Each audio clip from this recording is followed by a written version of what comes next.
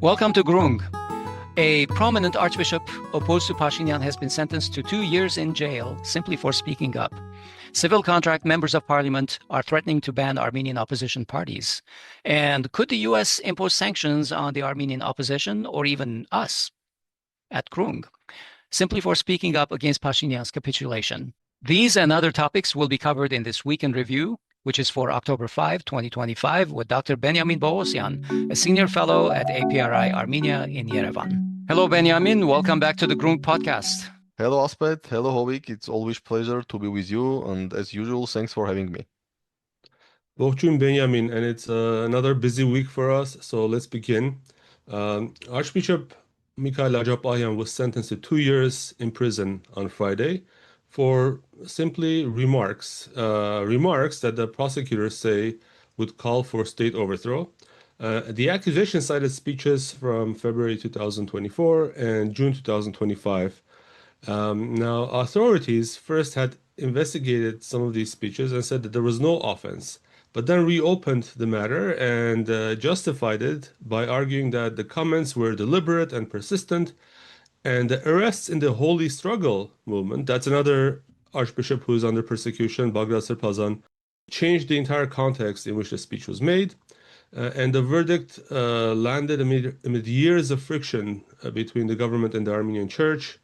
Especially after the fall of Artsakh, the rhetoric towards the Armenian Church and the Catholicos has only increased, including threats to unseat the Catholicos by Pashinyan. So, what are your thoughts about this case, and what political goal does this verdict serve for the ruling bloc civil contract right now? First of all, this is a bad sign for Armenia, especially for the state which claims that its ultimate goal is the Western liberal democracy, or who claims that every day or every month is coming closer to the Western style democracy, coming closer, or at least wants to come closer to the European Union. Just today, on October 6th, Prime Minister issued a decree establishing European Integration Department within Ministry of Foreign Affairs, like another step or another sign that Armenia wants to be closer to the European Union. And from this perspective, to put a person for 2 years in jail for only an interview, I think it contradicts the basic idea of your vision or your desire to be closer to the Western liberal democracy. And by the way, regardless, the person is archbishop or even ordinary citizen. But of course, this is also, my understanding is that this is also part of this general fight against Armenian church, or at least as government says, against the leadership of the church.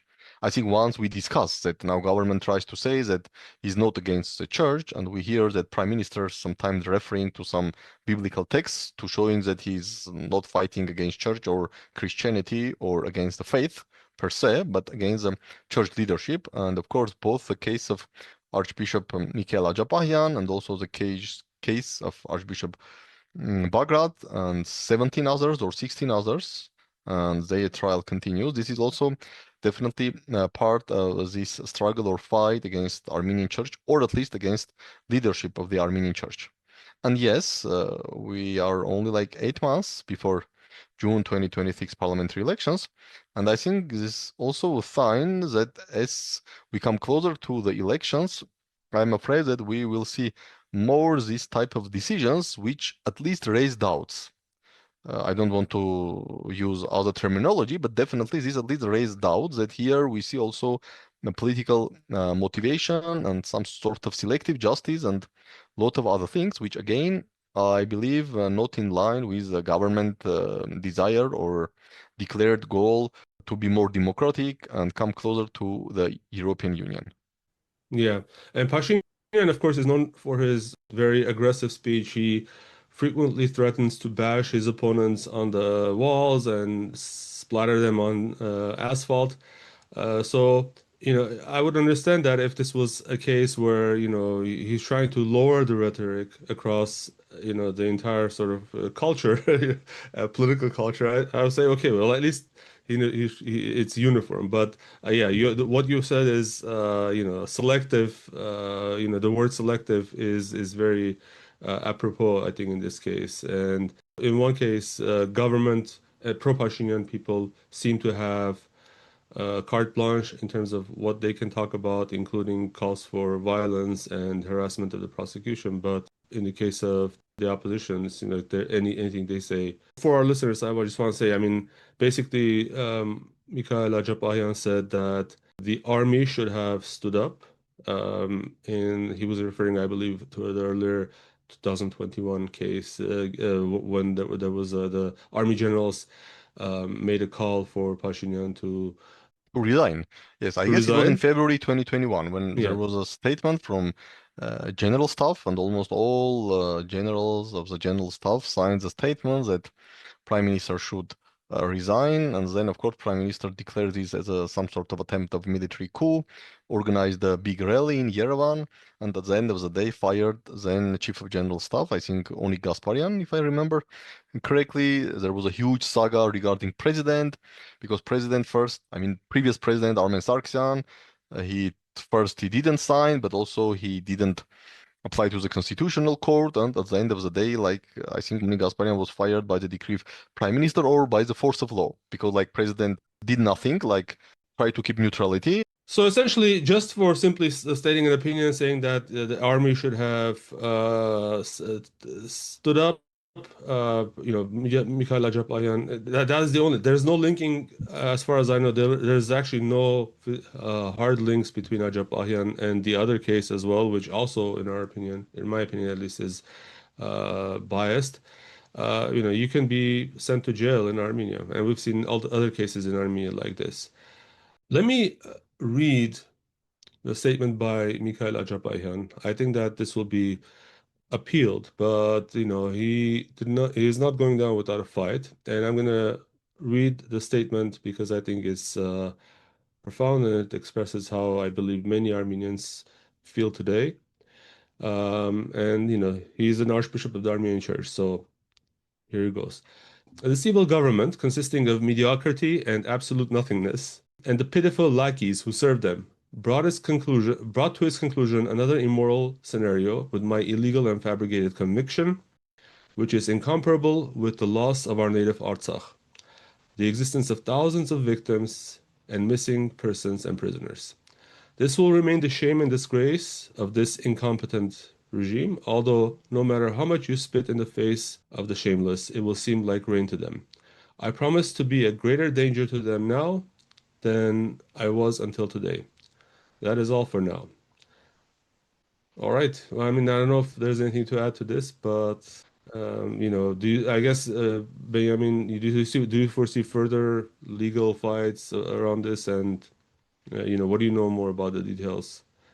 Again, my understanding is that I think the lawyers of Archbishop Mikayel Ajapahyan, they definitely are going to go to the appeal court.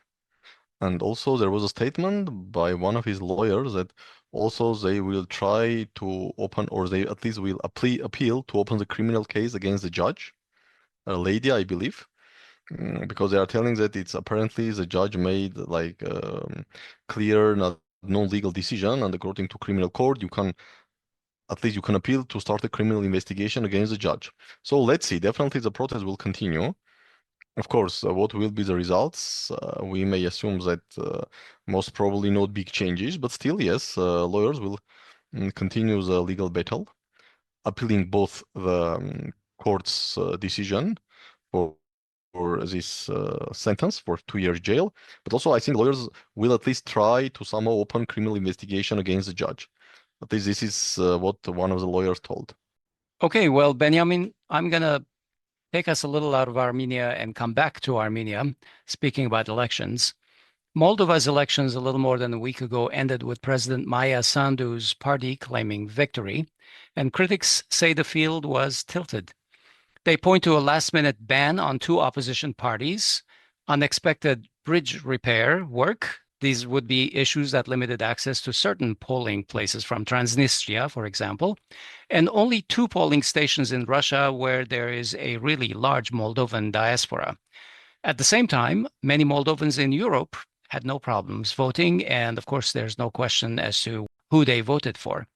Before the vote, European leaders warned about Russian meddling. And after the vote, they were quick to praise the results as democratic. And these claims will shape how voters and neighbors judge what comes next. Give us your thoughts on the elections in Moldova, won't you? Okay, so the election in Moldova, they were transformed by clear-cut geopolitical choice. So there was a feeling here when you are sitting in Yerevan or elsewhere and looking at what's happening in Moldova, it was a feeling like the Moldova is another battlefield between Russia and the West, or at least between Russia and the European Union. Because my understanding is that the United States, at least if we compare Trump vs. Biden administration, has significantly lost its interest, at least on Moldova. So there was a like clear-cut battle between Russia and the European Union, who is going to influence Moldovan elections and who is going to have more like favorable candidates in power in Moldova. And of course, I don't think this is good for Moldova or for Moldovan people because what's happening in Ukraine and in some other places shows that when, especially in the period of this transition from unipolar world to something else, the period when international law is not working or at least not working fully, we see a lot of emphasis on the hard power to become like a battlefield between much bigger powers. And let's not forget that Moldova is a like compact country and population, I believe, less than even in Armenia. Like Chisinau, capital is less than 1 million people. So being transformed into the battlefield between big powers, I don't think it's good for any country. But at the end of the day, I'm not sure if there is also any choice because at the end of the day, these former Soviet Union countries, they were transformed into battlefields between Russia and the West. Of course, we may say that also the West and the European Union was pushing for this because from my perspective, Russia will happy also to view these countries as a buffer zone, like somehow shared influence, both Russia and the European Union or the West. But I have a feeling that from the Western perspective, West is not very happy to have any buffer states. So from their perspective, it should be like clear-cut. Either you should be part of Western influence or some call it civilization, but I don't want to jump into civilizational debates.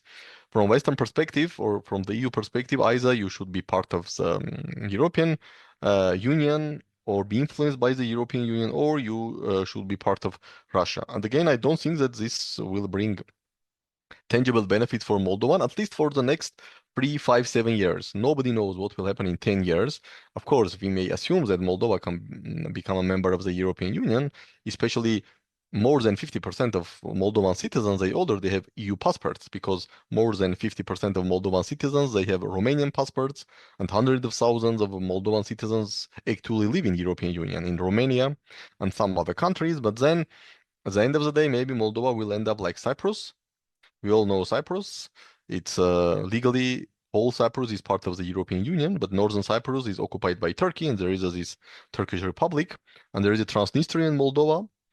I don't exclude that at the end of the day, Moldova will join EU, not now, maybe in 2030, 2035, but de facto Transnistria will be out.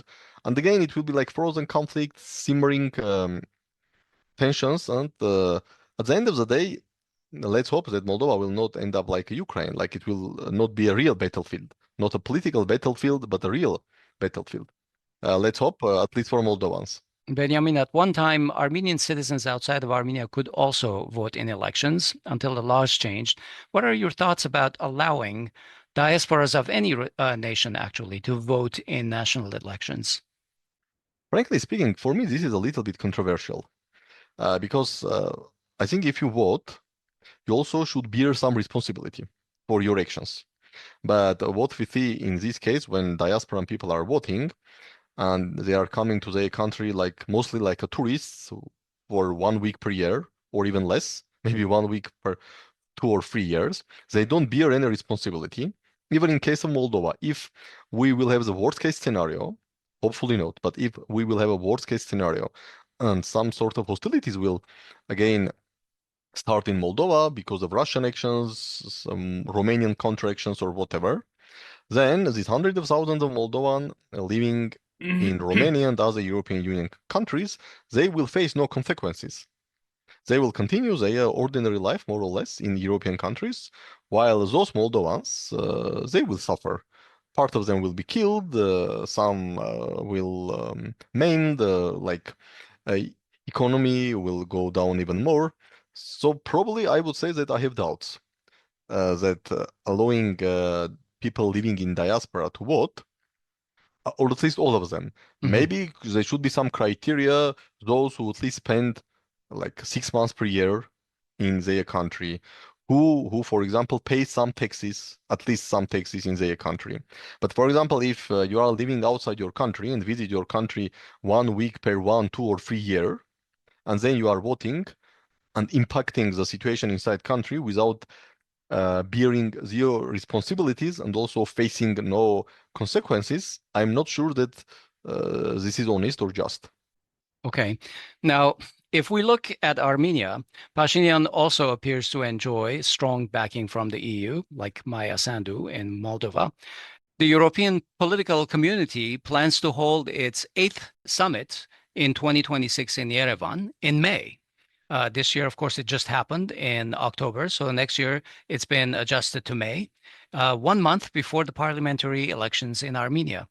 That timing, along with recent signals from Europe, feeds the view that Western leaders will cheer results that favor Pashinyan, and they will also question outcomes that hurt him.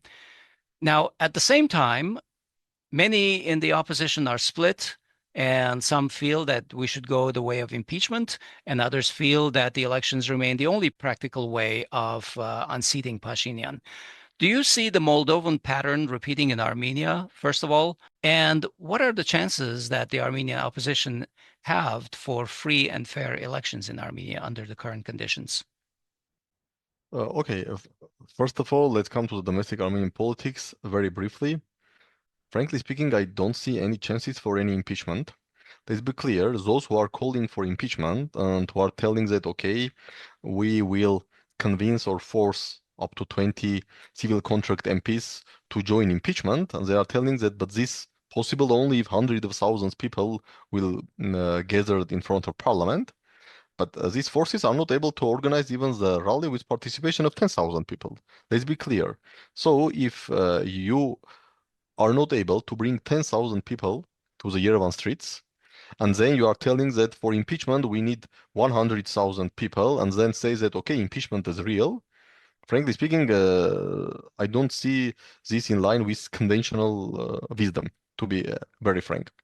Okay, if you are able to bring 100,000 people, then bring 100,000 people, and then do whatever you want. Otherwise, for me, this is just like political gambling, maybe to, I don't know, either to increase your chances or to show that you are real opposition or you are more opposition than anyone else. But again, I don't see any real way for impeachment, because those who are calling for impeachment and they accept they need at least 100,000 people outside parliament building for impeachment, but they are not able to bring 10,000 people outside parliament building. So I don't see how this impeachment can be done.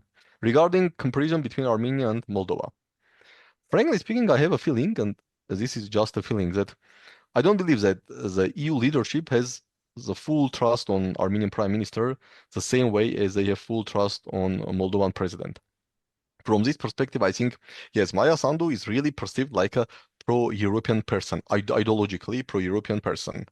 This is good or bad, I don't want to discuss it, but there is a trust that Maia Sandu's goal is to bring Moldova into the European Union, and she is ready to do a lot of things for this. I'm not sure that from the EU leadership perspective, Armenia's prime minister, they believe that Armenian prime minister has this ideological European democratic or liberal vision.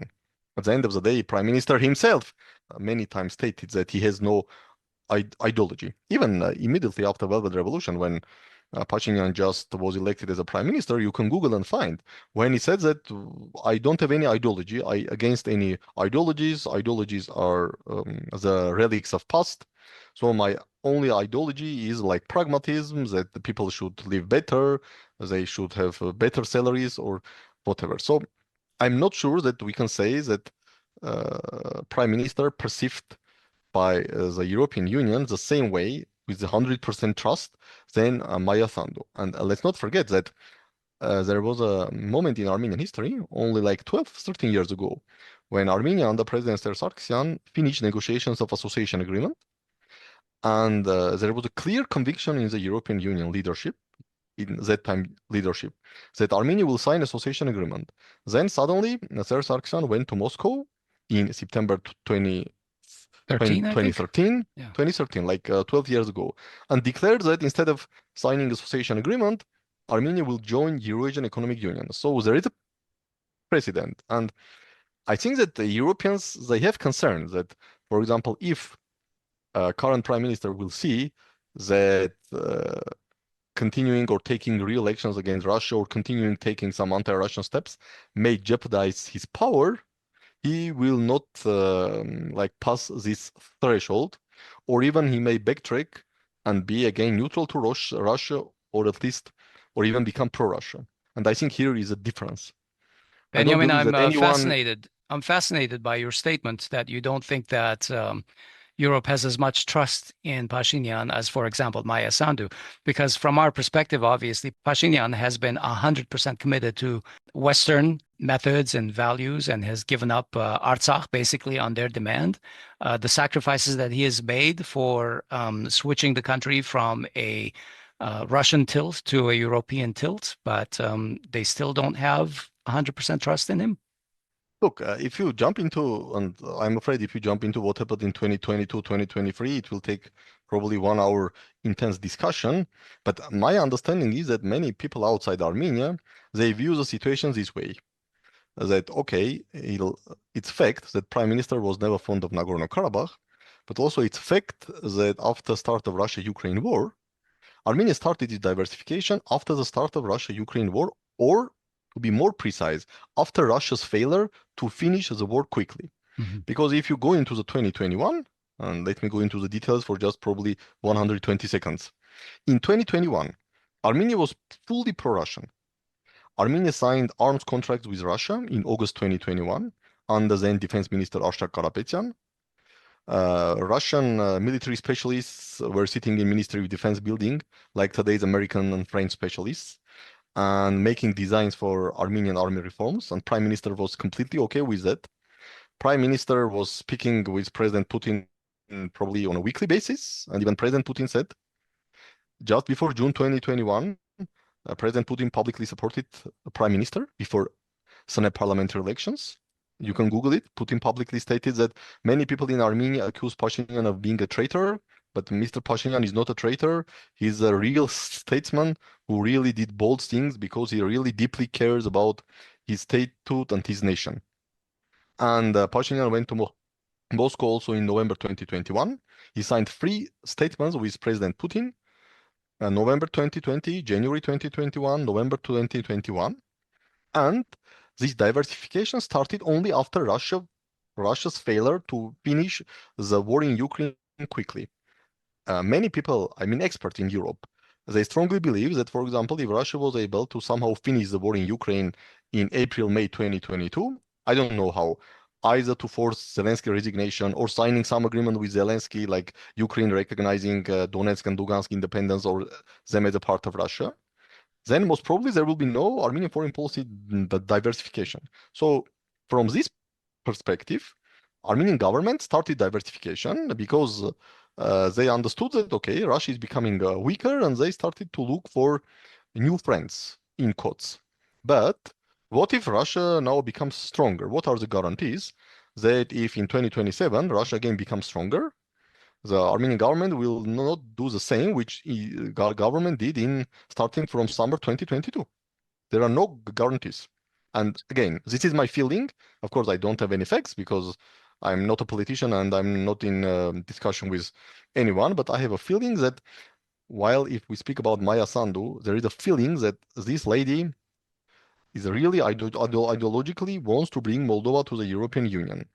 She really believes that Russia is an evil empire or whatever. I'm not sure that there is a such feeling within the European Union leadership about Prime Minister. Yes, there is a feeling that he is diversifying Armenian foreign policy. He's trying to pulling Armenia slowly away from Russia.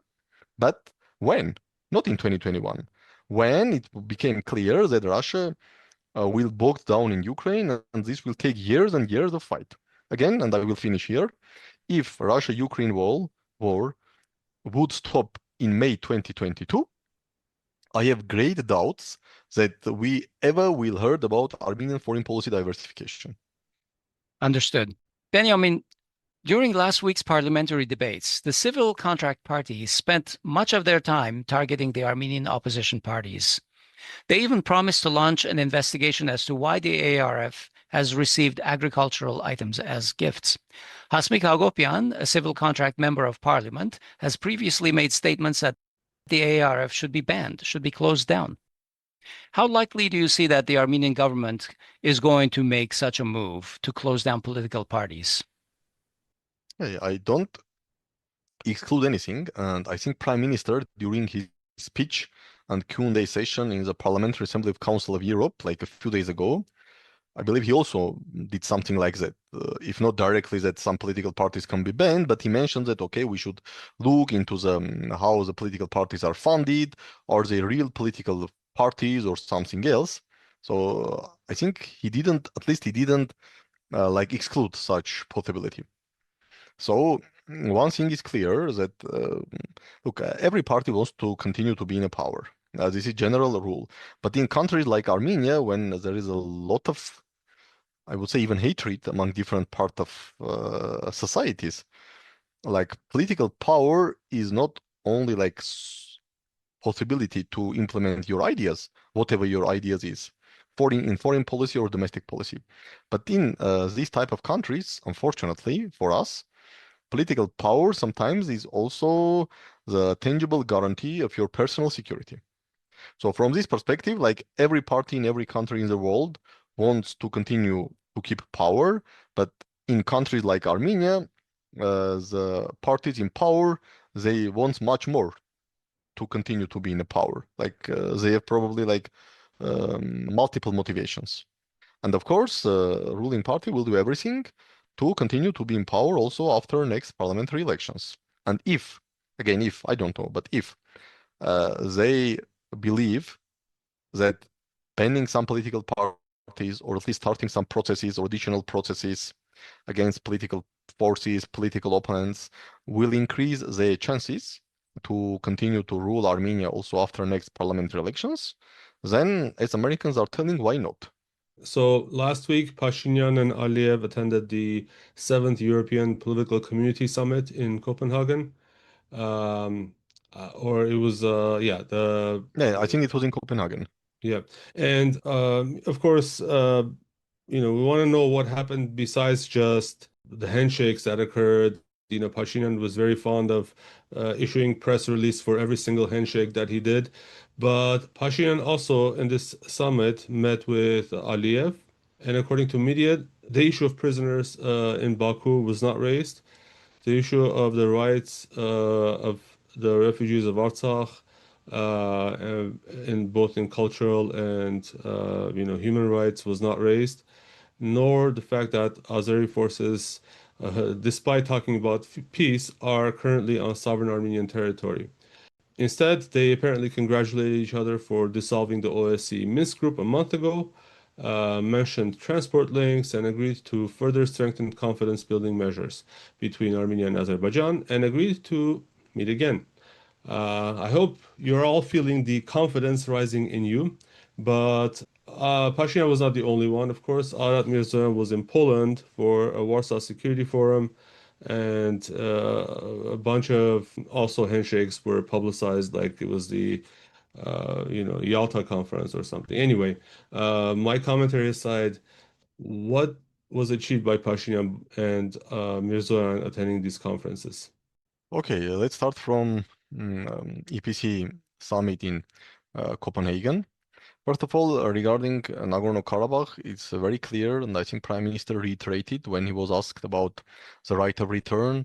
He said that any discussion about right of return of any refugees, like Armenians to Artsakh, Armenians to other part of Azerbaijan, Azerbaijanis to part of Armenia, This is dangerous for peace process. This will lead nowhere. So his belief is that refugees from Artsakh who were ethnically cleansed in September 2023, they should forget about Artsakh, or they should forget about return to Artsakh. Okay, they may remember Artsakh definitely, but they should forget about the return to Nagorno-Karabakh, and they should be integrated into Republic of Armenia. Like this is their choice. Okay, no chance to come back and no discussions to come back.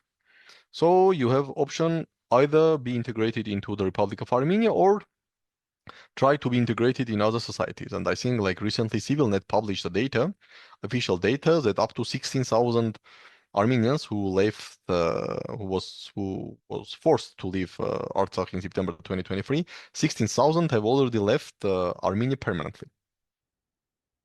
So I'm not surprised that Prime Minister did not raise this issue publicly or even non-publicly, because his position is very clear. Any discussion about right of return of Nagorno-Karabakh Armenians to Artsakh, this is obstacle, or may create obstacle for this peace process. Regarding the Armenian prisoners, I think it's very clear that the only chance, and I'm not sure this chance is 20%, 50%, or whatever, that these prisoners will be freed. It may happen only after the end of trials, when all sentences will enter into force, and most probably the people will get like very harsh sentences, I don't know, 20, 30 years in prison or life imprisonment. Then maybe, but again, big maybe, President Aliyev may pardon some of them, like to send a message to the West, or to improve its international image, to say that he's a really like president who cares about humanity or whatever. But as of now, I see very, very, very little chances that anyone from these 23 confirmed prisoners will be freed before trials end. So we have to wait when trials end, and we don't know when trials may end. They started in January 2025, so almost like 9 months. They continue. Probably they will end somehow in probably like in maybe first half of 2026, but again, maybe. And then President Aliyev may pardon them, may not pardon them. It depends who will ask President Aliyev to pardon. It will be President Trump or someone else. So it's a lot of uncertainties. But again, very, very, very little chances that anyone will be freed while trials continue. Regarding the Warsaw Security Forum, this is the annual forum, I think, for many years in Warsaw. And of course, always in Poland, there is a lot of talk about Russia. And you may understand that after February 2022, there is even more talk about Russia. So it's mostly, let's say, like Russia-focused forums and a little bit China-focused forum. Like there is a lot of talk about Russia threat and little bit talk about China threat, and how the Euro-Atlantic community may counter Russian and partly also Chinese threats. And in this year, I may assume that there should be also discussions about the current state of affairs or the relations between the European Union and the United States after Trump's second administration. And then, yes, I think a foreign minister was in Warsaw also in 2024. In the same forum, he took part in session and again made statements. And here he made statements, but to be very frank, I don't think that in these forums you can get some tangible results. This is just venues when it's allow you to have some talks, additional talks, or to speak with your counterparts. But I don't believe that these are not the venues for official negotiations or efficient negotiations. So this is just an opportunity. The same way by the same applies also to EPC. Like what is EPC? This is a Macron creation. The first EPC took place in October 2022. Unfortunately, for decades or for centuries, I'm afraid, this will be marked by Armenians for this disaster which happened there. Recognition of Nagorno-Karabakh as part of Azerbaijan, but this is like Armenian perspective. But globally, or from European perspective, EPC is another like political club which allows leaders of, I don't know, 40, 50 countries to meet and speak with each other, either face-to-face or some mini groupings. Yeah, I mean, what is your take on the TRIPP, the so-called Zangezur corridor negotiations between Armenia and the U.S.? Have there been any changes in terms of the stance of Iran and Russia in these, in this project, and have there been any concrete steps moving forward? Okay, if we speak about concrete steps. I think the first tangible step was the visit of U.S. State Department delegation and the statement that United States will allocate the first tranche of 145 million US dollars. This should be confirmed by US Congress, and I'm not sure how this shutdown in US may impact or may not impact the situation, but I have a feeling that at the end of the day, this 145 million will arrive in Armenia. Of course, this is not precisely only for the construction of the railroad of the TRIPP. This 145 million for all these three MOUs, and it's about like border control, artificial intelligence, and also now in Armenia we have the team of US border controls, or how it's called, immigration and border control team, which arrived like to assess the border control capacities of Armenia, to fix weak places, and then come back to the US and offer some assistance to Armenia, which again can be part of TRIPP or part of this crossroads of peace, because one of the MOUs signed on August 8, 2025 is about crossroads of peace. So I think we see the two concrete steps, this $145 million promise, which most probably will become a reality, and the arrival of this US team, which, by the way, they supposed to come in February 2025. Just remember on January 14, 2025, when Ararat Mirzoyan and Secretary Blinken signed this Charter of Strategic Commission, Secretary Blinken stated that, okay, very soon, within weeks, the team will arrive in Armenia. So they're supposed to come to Armenia in February, but then there was a change of government, change of administration, but they arrived in early October. So these are the two real steps. But again, my understanding is that there is no full agreement, my feeling even, there is no full agreement between Armenia and the United States about the modalities of the TRIPP. Yeah, there is a broad understanding that some American-Armenian joint company will be established, which will have some consortium like rights about the managing of this TRIPP. But this is like very broad on strategic terms. Practically, there is a lack of understanding what does it mean, American-Armenian company. This will be private company. If it's private company, what US company will have shares? If it will be United States as a state who will have shares, then does it mean it will be have like US as a state from another part and Armenian private companies, or it will be a joint company established by United States and Armenia states? And in this case, what responsibilities or rights will have the United States as a country? If US as a country will have shares, it will be like 50% shares controlled by US state or American private company, or it will be like 49 or 51%. So my understanding is that still we will have a lot of discussions between US and Armenia to fix all these details and modalities. But then, before construction starts, I think these modalities should be agreed with Azerbaijan. Because at the end of the day, mostly Azerbaijan will use the TRIPP. I mean, Azerbaijani citizens or cargo will travel via TRIPP from Azerbaijan to Nakhichevan and then to Turkey. So if Azerbaijan will say, okay, I don't like or I don't accept the modalities agreed by the US and Armenia, and I will not use TRIPP under these modalities, then I don't think anyone will pay for the construction of this railroad or construction of TRIPP. Because why establish a route which is not going to be used? Again, the primary user of TRIPP will be Azerbaijan. It will be Azerbaijani citizen and cargo who will travel via TRIPP from mainland Azerbaijan to Nakhichevan and then probably to Turkey. So Azerbaijan should agree to accept the modalities, which first should be discussed and agreed between Armenia and the United States. So I think this will take time.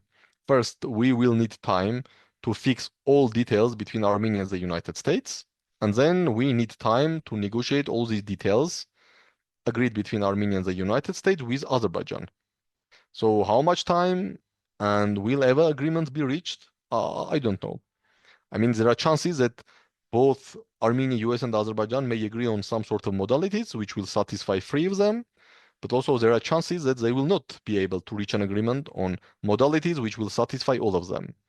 If it's second scenario, then I'm afraid there will be no TRIPP, and probably when Mr. Trump will leave Oval Office, this TRIPP or Washington Declaration will become something like November 10, 2020 trilateral declaration signed by leaders of Armenia, Azerbaijan, and Russia. Now, few people remember them, but jump 4 years back, for example, in October 2021, everybody was speaking about this Armenia, Azerbaijan, Russia trilateral declarations. So there is a chances that TRIPP will be implemented, but also there are chances that Washington declaration may repeat the fate of like November 10, 2020 trilateral declaration. Regarding Iranian-Russian reaction, I think that Iran now is in a be ready mood for another Israeli aggression. Probably this aggression will happen either by the end of 2025 or early 2026, most probably.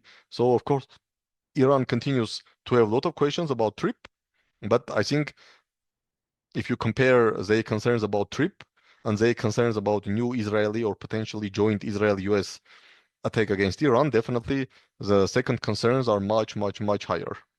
That is why I'm not sure that Iranians even have like time to seriously think what they can do with Armenia, with Azerbaijan, with TRIPP. Is this the reason why they have taken a more cautious approach as opposed to maybe previously a more confrontational defense of their red lines regarding Armenia's border with Iran? Because more recently, they've said that their concerns have been alleviated after talking to Pashinyan and his government. Frankly speaking, we received like some contradicting messages from Iran because when Pezeshkian visited, Iranian president visited Yerevan, first he said that mostly concerns went down, but then after leaving Armenia, he said that yes, still there are some questions, and even the Iranian ambassador, who is going to be replaced very soon, in his recent or the last press conference in Yerevan, he also said that some Iranian questions received answers, but some Iranian questions still remain regarding TRIPP, regarding the modalities of TRIPP. But again, my understanding is that Iranian state apparatus is fully focused on the potential new war with Israel or with Israel plus United States. And this war may start even by the end of 2025, early 2026. Regarding Russia, again, Russia continues to fully preoccupied with Ukraine. And they were preoccupied also with Moldovan elections, apparently. But I think slowly Russia will put its focus on Armenian elections, not on TRIPP, because probably Russia also may hope that Armenia, US, and Azerbaijan will fail to come into agreement about modalities of TRIPP. And because of this, TRIPP will be undermined without any Russian efforts. And probably this will be the best case scenario for Russia. If Armenia, the United States, and Azerbaijan fail to agree on modalities, okay, no TRIPP without Russia spending any resources, the best case for Russia. But definitely, I think starting from now, Russia will slowly put its focus on Armenia's election in June 2026. And here, I think Russia should make decisions what they are going to do or what scenarios are best suitable for Russia. They will put their efforts to bring new government in Armenia, or they will put efforts to bring more opposition into the parliament and thus have more leverage on Pashinyan. It's very difficult to say what people in Kremlin responsible for the post-Soviet space will decide. One thing is clear that there were some structural changes in Russian presidential administration. Two departments who were responsible for post-Soviet space, they were merged, and one joint or unified department was created under Mr. Kirienko, and this department will very soon, I think, start to think about Armenia's election and what Russia may or may not do before or during the election. Benyamin, we have all heard that U.S. Representative Darrell Issa here in Orange County has rolled out a bill which he says deters aggression and backs Armenia and Azerbaijani peace. It would sanction companies or entities that enable or profit from aggression against Armenia. And it even has a catchy little title, just like every bill in Washington, Preventing Escalation and Advancing Caucasus Engagement Act, Peace Act. Now, in the section that says additional sanctions, we see that the Secretary of State could target any person who knowingly attempted to delay, frustrate, or thwart the peace deal that's going on between Armenia and Azerbaijan. We translated this in our minds as critics of capitulation may be fair game. And that could sweep in opposition figures in Armenia, civil society in Armenia, diaspora advocates, and maybe even podcasters with microphones. What do you think, Hovik? Here's another catch. Yeah. In the bill, there are provisions similar to Section 907, where the president may opt to take a waiver and not implement this if the president determines that the waiver is in the national interests of the United States. The bill does not mention anything about Artsakh. It doesn't say anything about Armenian POWs. And of course, it doesn't say anything about Azeri forces inside Armenia proper either. It just says peace between Armenia and Azerbaijan.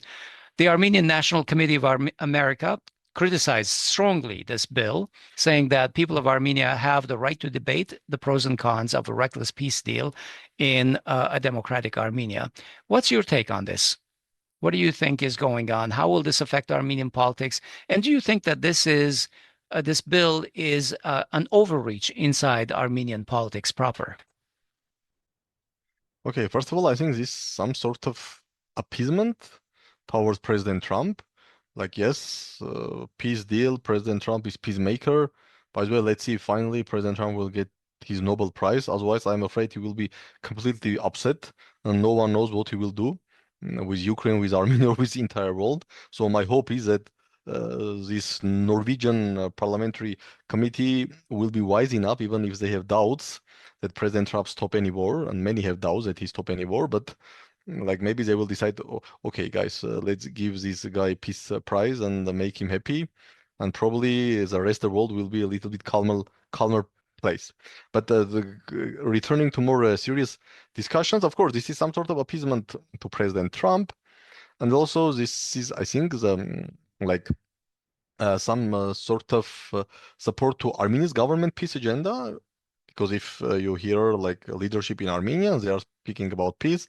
Again, yes, they don't speak about Artsakh, ethnic cleansing, right of return, and everything. So somehow I think this is a mix of like supporting Armenian government peace agenda while simultaneously appeasing President Trump. Regarding the sanctions, frankly speaking, I have a feeling, first of all, nobody knows will this become bill. We all know how it's complicated in the United States to have any bills.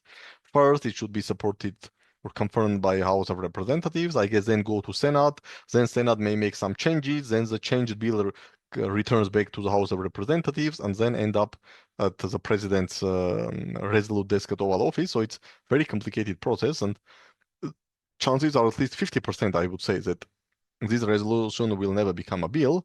But even if it becomes bill, regarding the sanctions, I think here the idea is to sanction the people with power.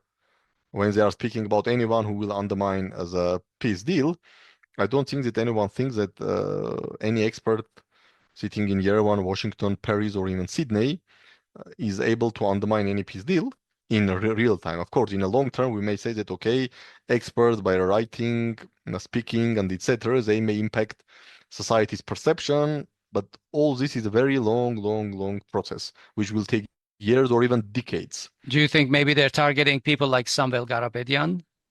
My understanding is that they are trying to target, for example, look, first of all, of course, the target is Azerbaijan, because we hear that Azerbaijan leadership continues to use the term Zangezur corridor or TRIPP passing through Zangezur corridor, as President Aliyev stated during his speech in UN General Assembly. But let's assume that after next parliamentary elections, we have a new government in Armenia, new prime minister, which of course is possible. And this new government or new prime minister may say that, okay, I fully respect the United States, I fully respect President Trump, but unfortunately, the agreement, which by the way was negotiated way before Trump was in power, because Armenia and Azerbaijan agreed on the text in March 2025, when I believe even President Trump was not interested in South Caucasus or his special envoy Witkov. New government or new prime minister may say, no, I want to renegotiate this text because, for example, I want to change or amend Article 6 or Article 13. And of course, Azerbaijan may say no, the agreement was initialed, which means that you cannot change anything. So either you should sign or you should say, I'm not signing this. And if you are not signing this, it means that it's going to be no peace agreement between Armenia and Azerbaijan, or we should start the process from the scratch, which means that another years and years of negotiations. And if the bill is there, then yes, theoretically, United States may say, okay, the new Armenian government, I don't know, prime minister or minister of foreign affairs, by rejecting to sign, and if we believe that Azerbaijan will agree to sign. So it's like 100 ifs.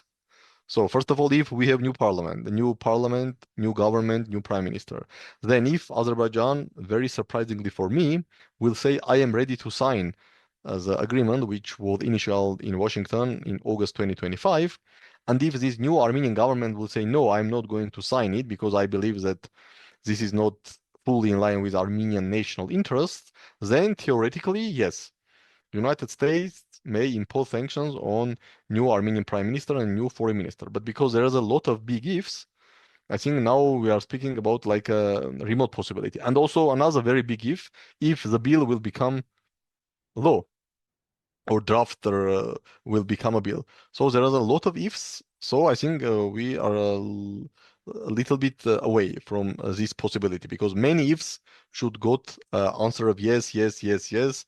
This should become a bill. Armenia should have a new government. Azerbaijan should be ready to sign and etc. Yeah, I do want to ask an additional follow-up on this. We see that traditionally the ANCA has been, in very close relation with members of the Congressional Armenian Caucus and has worked hand in hand, for years. But do you see a sea change uh, in public advocacy groups in the diaspora where, we saw this announcement from Darrell Issa, which made reference to Tim Jamal of the Global Arm, which is so far had not been a prominent Armenian advocacy group in the US. And we know that other individuals associated with Global Arm are very big Pashinyan supporters. Um, so, what is driving this shift in the US politics in terms of, is Pashinyan somehow able to influence this shift, or is this the natural result of just how things are developing in terms of Armenia, where now it seems like the mantle for anything related to Armenia is being taken by, an organization that is not ANCA?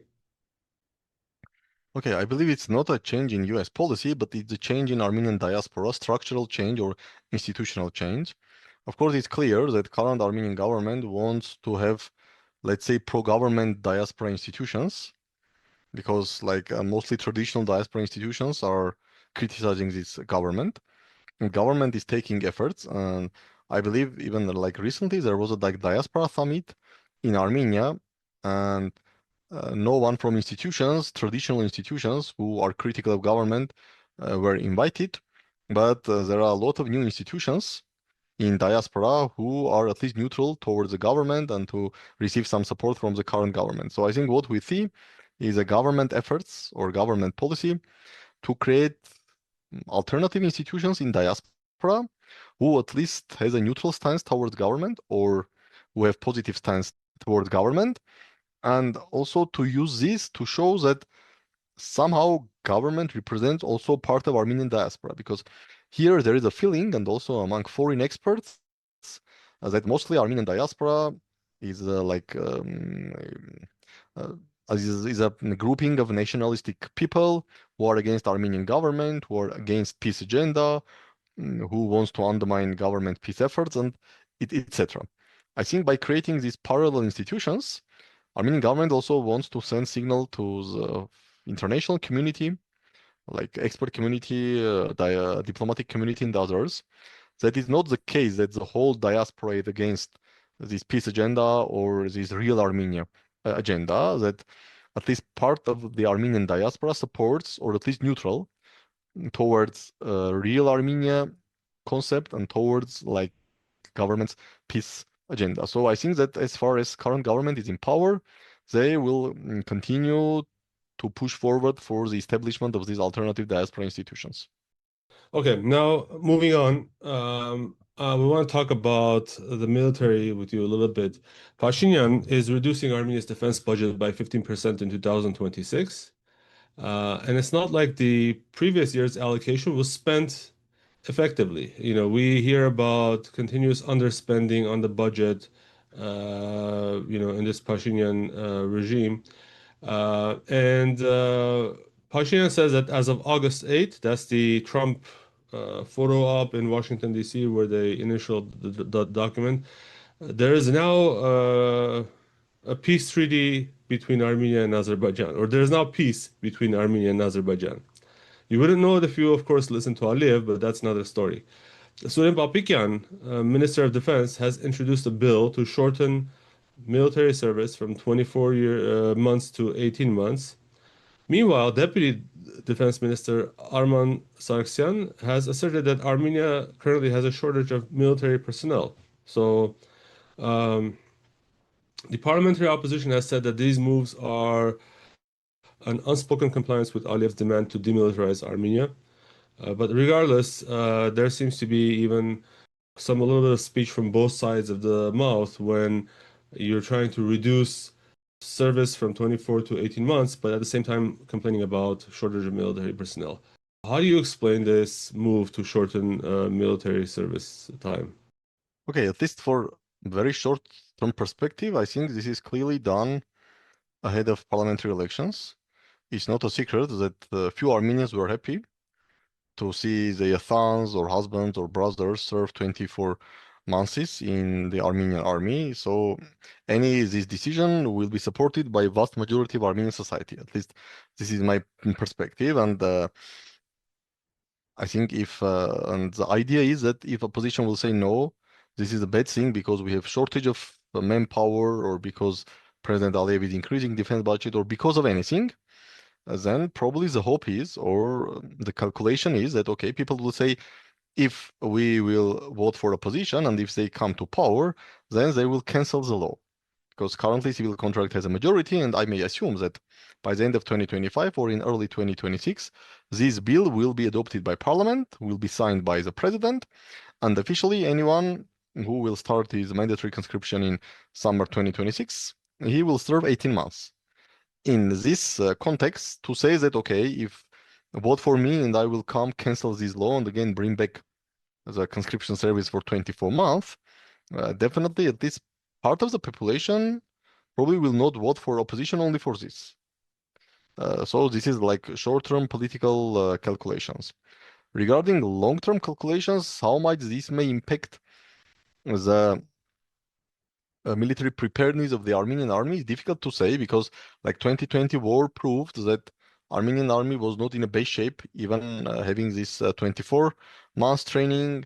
And also, if you look into the Europe, there are countries who now try to reintroduce mandatory service for 12 months, telling that even 12 months intensive training is okay.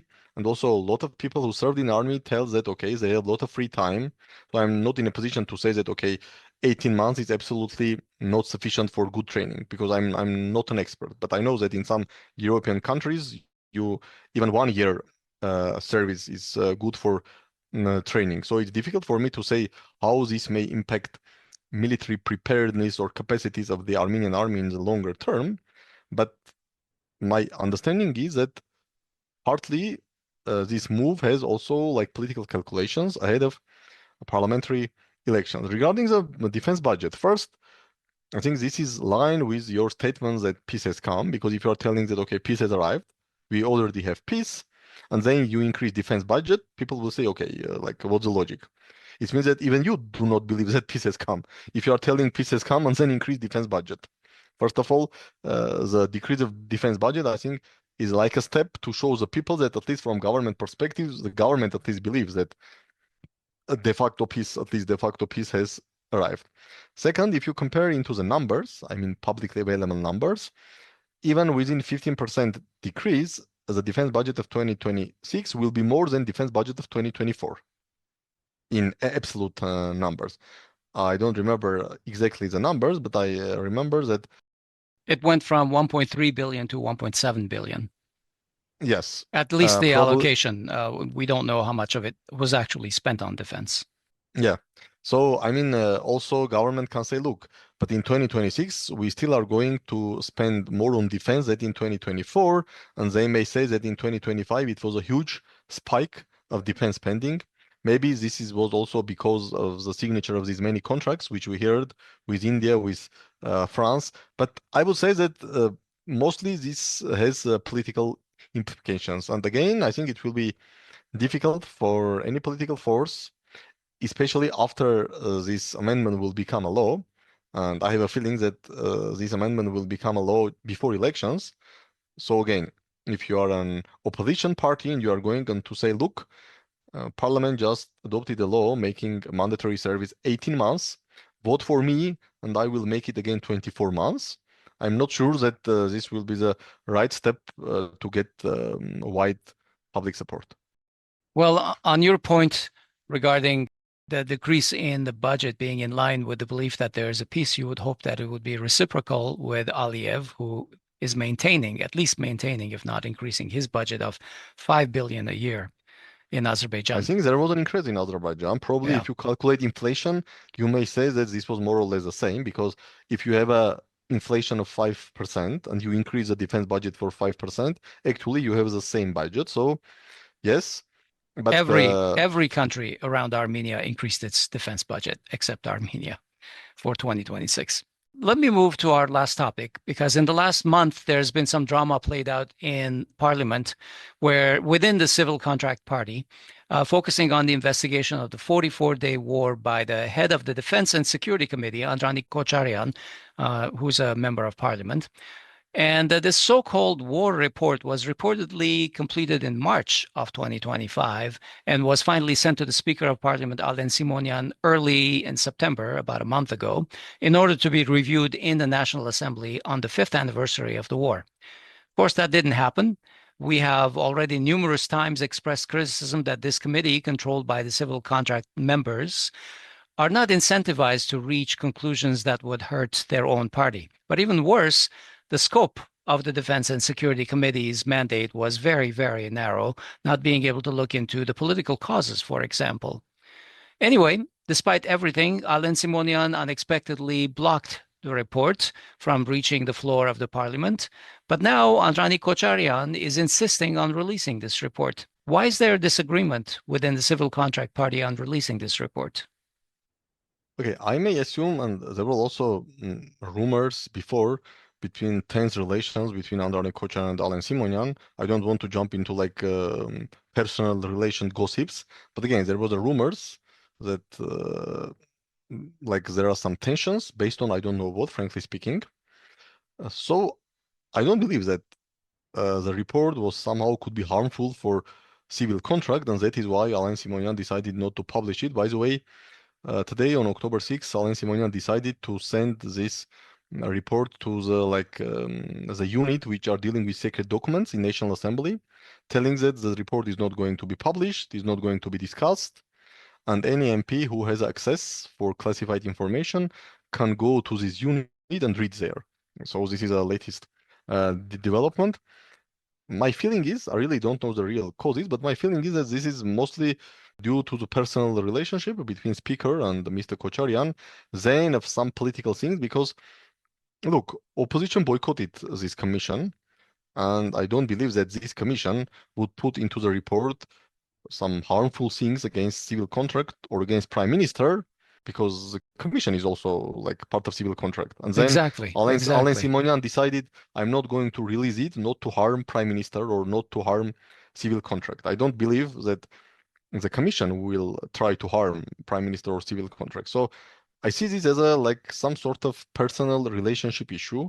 I don't know why, frankly speaking, but for my perspective, again, I don't think this is not about substance of the report. I don't know the substance, but also it's clear that if the people who were responsible to govern the country during the war, which ended very drastically in a negative way for that country, if the same people are investigating the causes or reasons, etc., then basic conventional wisdom tells us that if they are not super honest people, and unfortunately, usually politicians are not super honest people, it's very difficult to assume that they will super honestly fix or record all their mistakes or all their blunders. So do you expect there will ever be an objective war commission and report on the 44-day war? Frankly speaking, I have great doubt, because everything is so much politicized. Okay, let's assume we have a new government after parliamentary elections, and your new government starts a new investigation. But again, because the new government will be mostly, we may assume, comprised of people who are criticizing the current government, even accusing them of being traitors, then if someone will say, okay, but this is also politicized.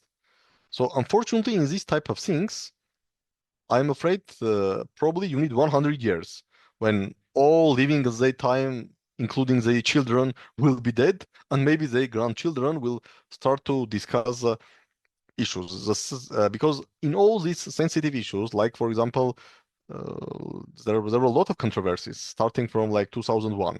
I think recently Tucker Carlson published something on 2001 attack, yes, when he put doubts on official US versions that this was organized by Al Qaeda or whatever. But again, everything is politicized. You may believe Tucker Carlson, I may believe official version, someone may believe that this was organized hell knows by whom. But everyone has a feeling that you will never know the whole truth if you are not like a people, like if you are not a president, vice president, and etc. So I'm afraid that again, we need probably like 40, 50 years. So by the time Come we back. are on our 5,000th episode of Grung, Yes, we'll bring this up. there will be chances. I'm going to wrap up our topics here because we're on time. I'd like to ask each of you if there's something on your mind that you would like to share with our listeners. Benjamin, shall we start with you this time? Probably not much to say, but from one thing that as we will come closer and closer to the election, I'm afraid we will see more domestic political tensions, more polarized society, and let's hope that at the end of the day we will be able to like pass this period with no losses or at least less losses. Let's put it this way. Hovik, what's on your mind? There was some news today that Arman Tatoyan has announced his decision to enter politics. He is seen mostly as someone who's not affiliated with the former leaders of Armenia. And even though I don't believe that the entire reason or problem with the opposition is, that they're former, it's nice to see a fresh face in politics. Yeah, I'm not sure which force he'll be working with, but finally, Tatoyan has said that he will enter politics. So this was a long time coming, I think, and for a long time he was avoiding it. And we'll be watching everyone in the coming months. Let's leave it there today. Thank you so much, Benjamin, for joining us today. We appreciate your time and insight. Thank you. Thank you for having me. Thank you. Bye-bye. Okay, well, that was our weekend review recorded on October 6, 2025. We were talking with Dr. Benyamin Poghosyan, who is a senior fellow at APRI Armenia, a Yerevan-based think tank. He's also the chairman of the Center for Political and Economic Strategic Studies. Thanks for watching, everyone. We hope that you do appreciate our efforts to present this news to you. It truly is a not insignificant amount of work on both of our ends. And Asbed, do you know how else people can show their appreciation for what we do? I do. Let us know. Podcasts.grung.org/donate. And we would, if you of course are willing and able to, please consider throwing some coffee our way. Pick either Patreon or buy me a coffee and become a sustaining member. That's our preferred way for you to do it. If you become a sustaining member, you'll make a monthly donation of your choosing. Now, if you can't do it, we understand. It's really important for us that when you listen to our shows, you like our shows, you comment on them because that raises our profile, and you can share them with your friends so that if they find it interesting, they can join our channel. And of course, this is very important. Join our channels, become subscribers to our channels. Yeah. And in case any of you have a podcast editing experience, due to a number of donations that have been made in the past few months, we are now able to think about investing some more money into video editing software that will hopefully dramatically reduce the time we spent on doing this, which is right now is just using Audacity and iMovie. There you go. We revealed the secret. Hovik spent You know, his weekend doing a whole bunch of research. Actually, he yeah. found out that he's not very satisfied with the No, options. so neither of the options that I looked at worked for our needs. So we'll continue. I have a bunch of more software to go through, but just the fact that we have received the donations allows us to think that maybe in the coming months we'll be able to spare a little bit to invest in software that can help us do the editing. So We're still thank you. barely at a quarter of where we think we should be. But Yeah. anyway, I'm Asbed Bedrossian in Los Angeles. And I'm a Hovik Manucharyan, temporarily in Los Angeles. We'll talk to Bye-bye. you Take next care. week.